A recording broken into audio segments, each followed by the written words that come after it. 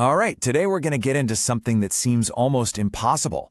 How these gigantic, super tall skyscrapers manage to stay standing when the ground underneath them starts shaking violently during an earthquake. So let's just ask the big question right away. Really think about it. You're on the 70th floor of a tower, the world starts to heave and shake. How is it even possible that this enormous structure of steel and glass doesn't just crumble? Well, the answer isn't about brute force. It's about some truly brilliant physics. To really get how these buildings survive, we first have to understand how they can fail. And it all comes down to a concept from physics that can actually turn a skyscraper's own properties against it, in what you could call a deadly dance with the earth. It all starts with something called natural frequency. See, every single object, and I mean everything, from a guitar string to a bridge to a 100-story building, has a natural rhythm it likes to vibrate at. The best way to think about it is pushing a kid on a swing. If you time your pushes just right, at that perfect rhythm, the swing goes higher and higher. Well, that rhythm, that's its natural frequency. And that leads us to the ultimate villain in this story, resonance. This is the absolute nightmare scenario for a structural engineer.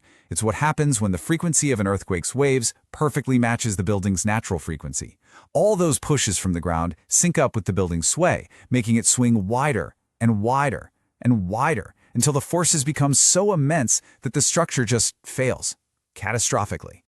So, how do you possibly fight something like resonance? Well, for a long time, the answer was just make it stronger, make it stiffer. But modern engineering has this surprising, almost counterintuitive secret. You don't fight the force, you go with the flow. And this slide just nails it. This is the single biggest shift in the history of earthquake engineering. The old way of thinking was to build these rigid fortresses that tried to just muscle through the shaking. The modern philosophy, it's the complete opposite. You design buildings that are intentionally flexible, so they can absorb, dissipate, and redirect all that incredible energy from an earthquake. Think of it like a reed in the wind versus a big old oak tree in a hurricane. The oak tree is rigid, it tries to fight the wind, and eventually, snap, it breaks. But the reed is flexible, it bends, it moves with the energy, and it survives. That's the whole game. A flexible structure is designed to absorb that energy, move with it, and bend without breaking. So that all sounds great, but how do engineers actually make a skyscraper flexible and safe? Well, they have this incredible survival toolkit packed with amazing tech. Let's take a quick tour. First up is one of the most ingenious solutions I've ever heard of, base isolation. And the name really says it all. The goal here is to basically disconnect the building from the ground itself.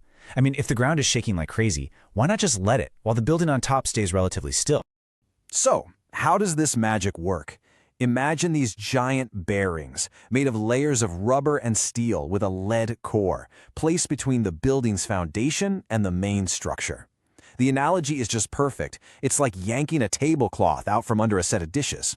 The ground can move violently back and forth, sometimes as much as 50 centimeters, while the building above just glides along, barely feeling a thing. And the results? They're just staggering. A good base isolation system can reduce the forces a building feels during an earthquake by more than 70%. 70! That is a massive, massive margin of safety. Okay, next tool in the kit, the Tuned Mass Damper, or TMD. Now, if base isolation protects the bottom of the building, the TMD protects the top. So what is it? It's basically a giant pendulum, a huge block of steel or concrete weighing hundreds of tons, suspended near the very top of the skyscraper. Its operation is based on beautiful, simple physics. As the earthquake pushes the building, let's say to the right, inertia makes that massive damper lag behind so it swings to the left. This opposing motion creates a force that pushes back against the sway, canceling out a huge amount of the vibration and keeping the whole building much more stable. But of course, it's not just about one or two cool gadgets. It's a whole system. You've got a central reinforced concrete core, where the elevators usually are, acting as a giant spine. Then you've got outriggers, which are like the building's arms, connecting that strong spine to the outer columns. And scattered throughout the structure are devices that work like giant shock absorbers, literally turning the energy of the vibration into harmless heat. So you can see, when you put all these tools together, the base isolators, the damper, the core, they're all serving a single unified philosophy. And it's a philosophy that isn't about preventing movement, but about managing it. And this whole philosophy has a name. It's called performance-based seismic design. Engineers don't just design for one single worst-case scenario. They plan for a whole range of outcomes. For a minor quake, the building should barely even notice. For a moderate one, okay, maybe some damage that needs repair is acceptable. But for a major, once-in-a-century event, the one and only goal is this: the building survives without collapsing. It's all about protecting human life. And let's look at a real-world example so you know this isn't just theory. The Wilshire Grand Center in Los Angeles. It's 73 floors tall, and it has the whole shebang. A massive concrete core, a flexible steel frame, and it's all designed specifically to handle a huge, magnitude 7.4 earthquake. So the next time you see a video of a skyscraper swaying several feet at the top during a big quake, don't think it's about to fall. Realize that it's not luck. It's the building doing exactly what it was designed to do. It is the direct result of decades of research, testing, and absolutely brilliant engineering.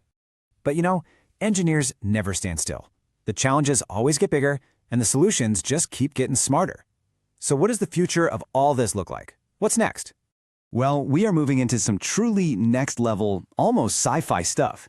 People are developing what they call seismic metamaterials, structures you could bury underground that would actually bend and redirect seismic waves away from a foundation. It's like an invisibility cloak for earthquakes. Or what about AI-controlled dampers that can adjust their response in real time? We're building structures that aren't just strong anymore, they're becoming intelligent. And that kind of leaves us with a final thought, doesn't it? This dance between our ambition to build and the raw power of nature, it's never going to end.